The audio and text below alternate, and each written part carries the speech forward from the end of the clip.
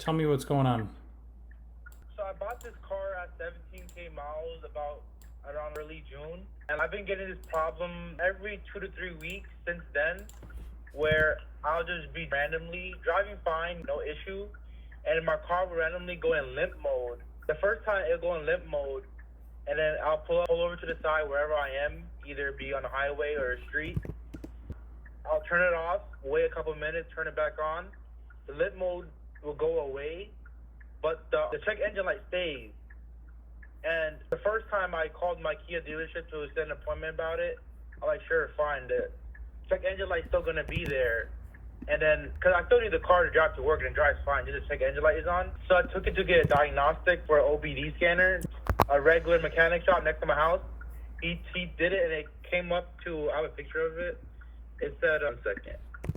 It said P0653, sensor reference voltage B circuit high.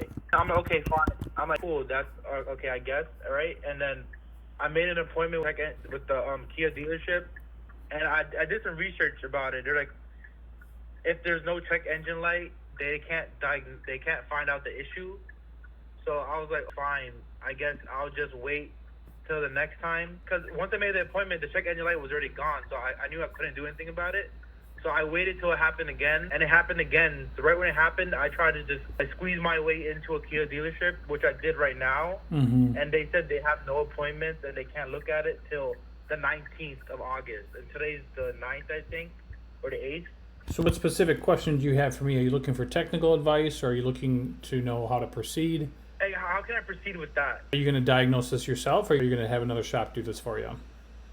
I'm going to have another shop do it, because I'm still under warranty. I only have 19K miles, so I don't want to pay too much on it.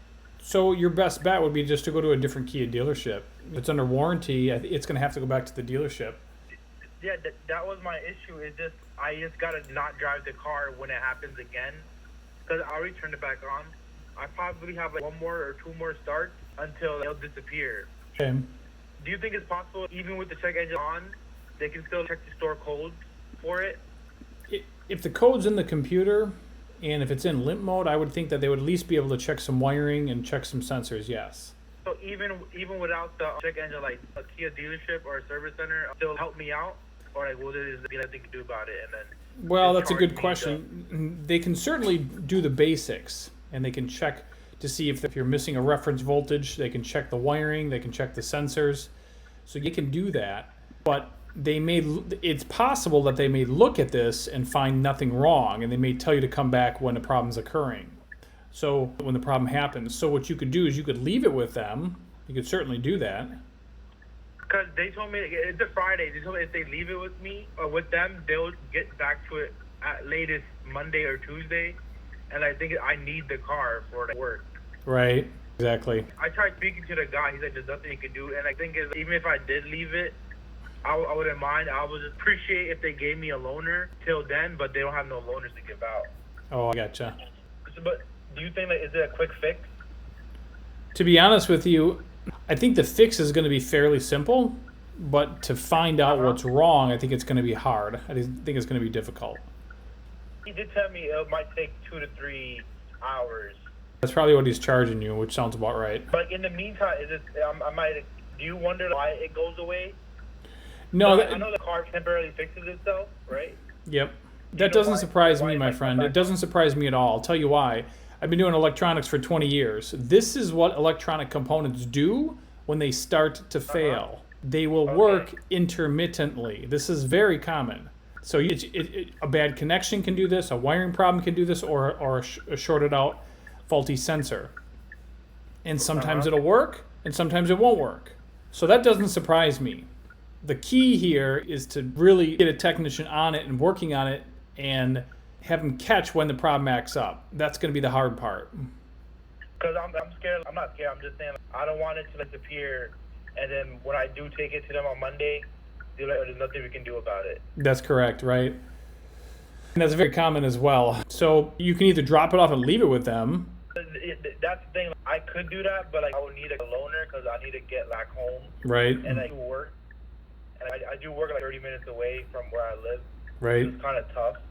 So I don't know. I'm thinking about bringing it Monday, even if the check engine light is gone, because it'll probably be gone by the next time I turn it on.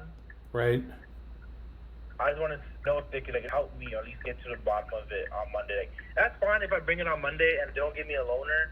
I can just call the Uber back home, and then I guess when they fix it, whenever it may be, I'll just pick it up. That's not. It's just like I want to know like they'll be able to help me out. They can certainly look at the basics. Absolutely, 100% yes. All right. So even without the check engine light, I'll still have. They'll at least be able to do something about it. Well, if they know the code, they can at least check the circuit or the circuits. They can at least try. Now, Okay. So, for example, let's just say they know what wires to check. They could do a good visual inspection of the wiring. They could do that, but that doesn't mean that they're going to find something. So they can do the basics, and they might have already done that. I don't know.